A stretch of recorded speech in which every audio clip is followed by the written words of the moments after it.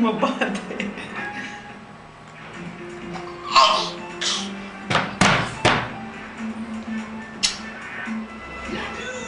Cineva acolo sus are mare nevoie de provizii.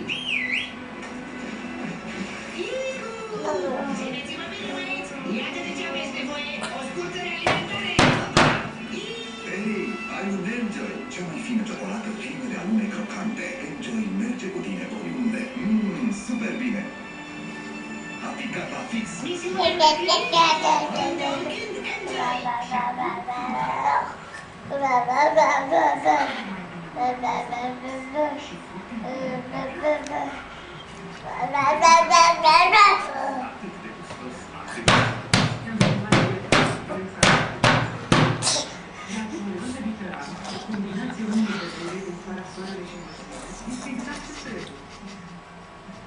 Încearcă și tu. Te hrănești sănătos, ai poftă de viață. Floriol de porumb. Foarte bine. Și copii.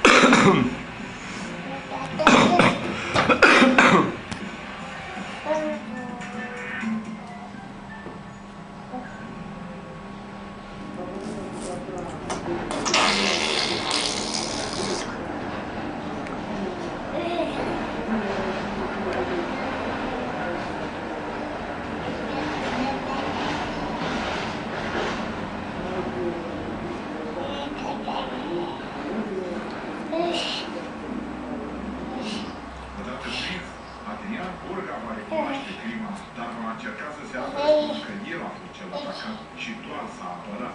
A afirmat că pantele i-a făcut cazuri homosexuale, dar cercetările vor arăta că patronului îi plăceau destul de mult